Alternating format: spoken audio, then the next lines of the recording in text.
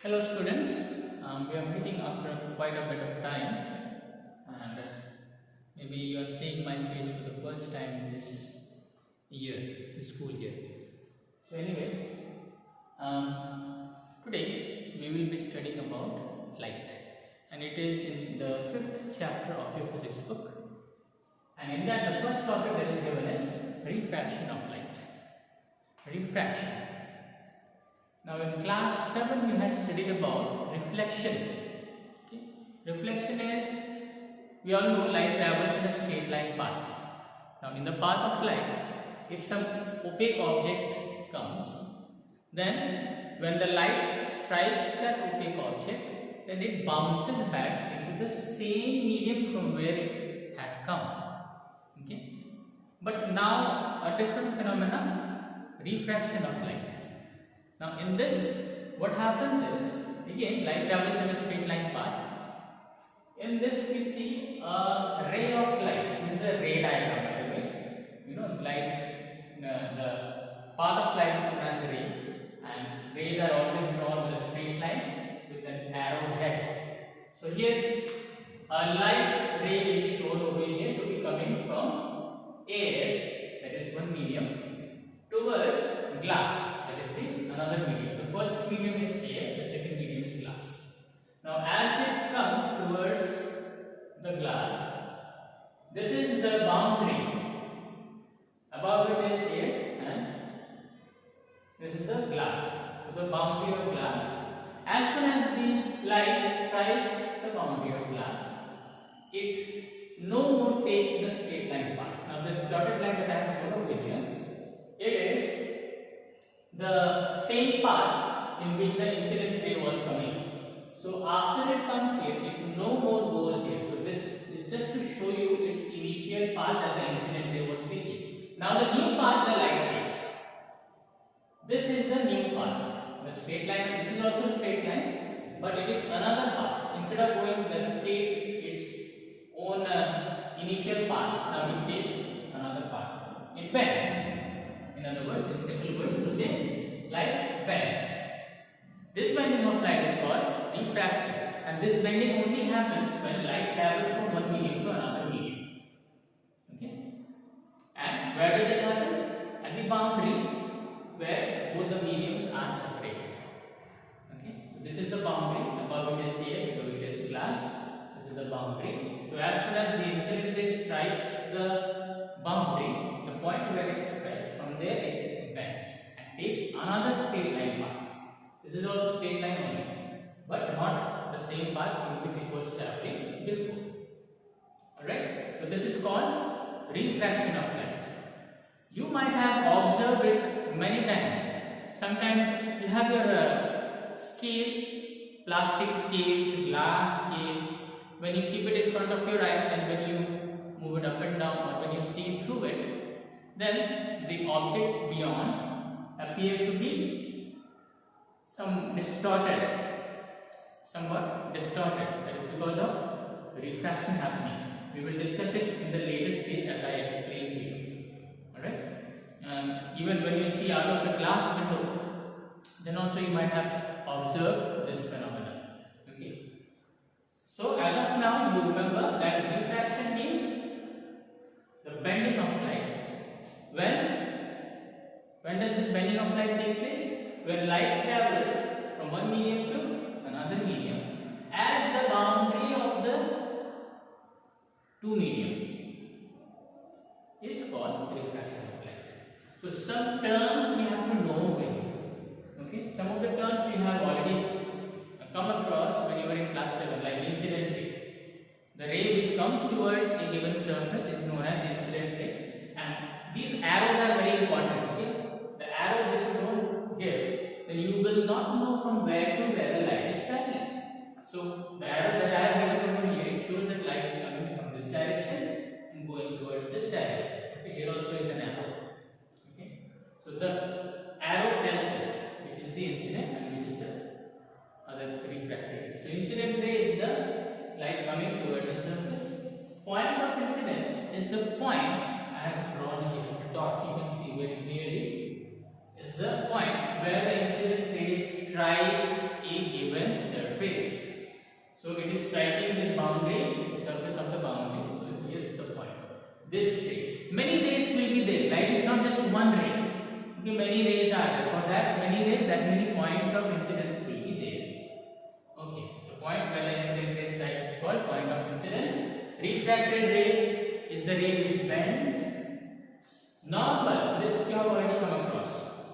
It is an imaginary line. That's why dotted line I have given. It's not a real line. It's an imaginary line that we use in ray diagram. Okay, which is drawn at 90 degree to this plane, the plane of the boundary of the two medium. Okay, the boundary of the two medium, this plane, and the normal line are at 90 degree to each other. Next, IR. I stands for, I have written separately, angle of incidence. R stands for angle of refraction. Now, that's why the normal line has been made, so that we can actually calculate what is the angle that the incident ray makes to the normal. Okay, incident ray and the normal. The angle between them is called angle of incidence. Similarly, refracted ray and the normal. The angle that the refracted ray and the normal make with each other is known as angle of refraction.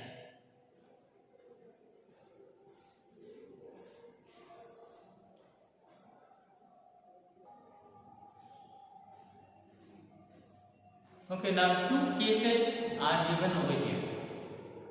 Okay, the first case, when light travels from a rarer medium to denser medium. Keep in mind, rarer means a thinner medium. Now, air and glass, everybody know that air is gas, glass is solid. Air, the density of air is less as compared to glass. So, air is a thinner. Thinner means rarer medium. Thicker means denser medium. So this is the case when light travels from thinner to thicker medium, and this is the case when light travels from a thicker medium, okay, a thicker medium to thinner medium. So I have used the same air and glass combination. Okay, here air is the medium from where the light approaches. The incident ray comes from air. And in this case, the incident ray comes from glass. This is the two difference. Okay? So the two cases are such that in the first case, incident ray is from air to glass, and in the second case is that in which incident ray travels from glass to air. In the first case, the incident ray is from a thinner medium, and in the second case, the incident ray is from a thicker medium, denser medium. Alright, now as you can see, both have refracted rays. Here also refracted rays there, here also refracted rays there. Everything about these two cases is same, only the difference is in the angle of refraction. Okay, angle of refraction. In this case, angle of refraction is smaller than angle of, let me rather write like this. Angle of refraction is smaller than angle of incidence. Okay. That means when light travels from air to glass, a thinner medium to a thicker medium, then the angle of refraction is lesser compared to angle of incidence. Or you can say that the refracted ray bends or comes near the normal.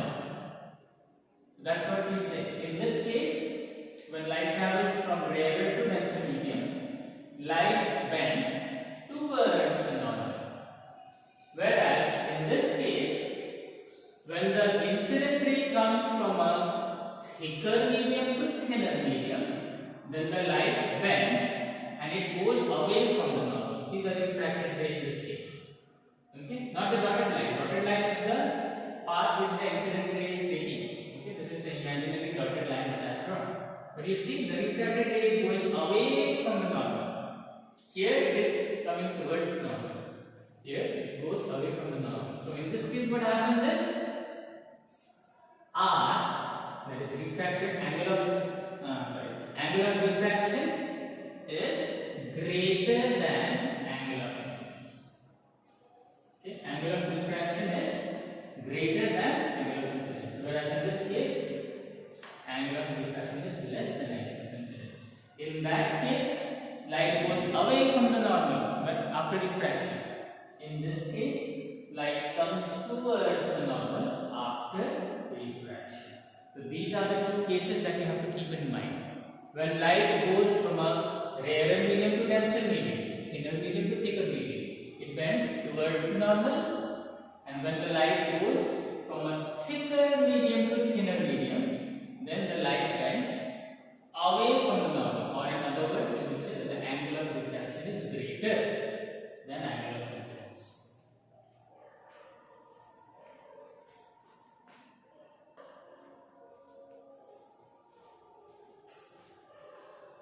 Alright, now that we know what is refraction, let us see now where these refractions we can see in day-to-day life, or day-to-day life example of refraction.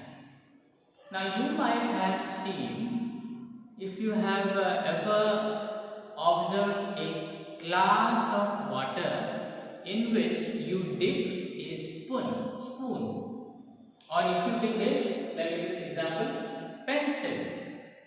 Okay, glass. This is glass of container. The thing is made up of glass so that you can see inside. This is the pencil. If my diagram is alright, you can understand. This is a pencil. A person, this is the eye. I have not drawn the whole person, only the eye of the person, the eyes. If this person observes this pencil inside water, it will not appear to him as straight. If he sees it from outside, it will appear that the pencil has bent. And the bending will start from where? As I have said, where does refraction occur? In the boundary. So, above is air, and here, where the pencil is put inside, is water. And this line is the boundary which separates air and water. So, the bending starts right from here. Now, I am going to explain to you why and how this happens with the help of this ray diagram. Okay, ray diagrams are very important. It helps us to understand many of the phenomena, why and how it happens. So, let us now see what actually happens when you immerse a pencil inside water and when you observe it from outside.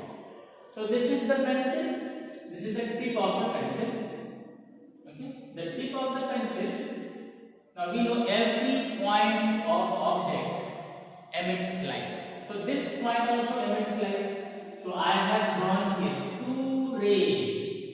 Okay, you can see two rays here which travels from this particular tip of the pencil. Now it doesn't mean that the rest of the pencil do not emit any rays, but it's not possible to show all the rays over here. No? So I have only chosen one point. This is the tip of the pencil. From this point, 2 or 3 rays can be imagined to be emitting. Now these 2 rays, now they travel in a straight line, as you can see, this way and this way. As soon as it comes into the boundary, here is the boundary. Now we have drawn 2 normals for these 2 rays. Okay? For this ray, this normal line, and for this ray, this normal line. So as soon as it strikes the boundary, mind you, from where to where the line is traveling? Water to air. Okay, so denser medium to rarer medium. And what do we know? That when light travels from denser to rarer medium, it bends away from the normal. So you can see over here, this particular ray, instead of going straight, it bends a little. This particular ray, as it goes, it bends a little. So these 2 rays are the refracted rays. Okay, you got it? These 2 rays are the incident ray which comes out from the tip of this pencil. After striking the boundary and going through it, it bends. It undergoes refraction. Now, if you were to prolong these lines straight backwards, now I have used scale in this case, okay, to draw a straight line. So if these rays are prolonged backward, they will come and meet over here. So the tip of the pencil which was actually here now seems to be at this point. Okay, this is only for this particular tip. Suppose each and every point were shown over here, emitting light rays, undergoing refraction, then we would have observed this particular diagram. So this point's image comes over here. So this particular person, when he looks at this pencil, for him the pencil appears to be bent and raised up a bit. This is also one thing. Not only does it appear to be bent, but it appears to be raised upwards. So this is the image of this particular pencil. Okay. So as I have mentioned over here, original position of this pencil was here. Okay. This is the position. Position A, I have marked over here. This is position A. And here is position B. So original position is position A. Whereas because of refraction, the position due to refraction is here. Position B. Okay. I hope you all can see. Position A is here. After refraction, the position comes here. So the person who observes here for him the pencil will seem to be here. Now this is because of refraction. I hope you understand this case. Now there are many such examples. One example is when you go to take a bath in a swimming pool. When you look it from outside and observe how deep it is, you will never be able to judge. It will never tell you the exact depth. It will tell you, like in this case, this point is appears to be raised up here.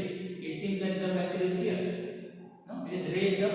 Similarly, in the swimming pool also, you will see that the depth of the swimming pool is not exactly what it is. It will mislead you when you look it from outside. You will only realize when you jump inside. From outside, it will seem to be not so deep, but when you go inside, it will appear to be very deep it is.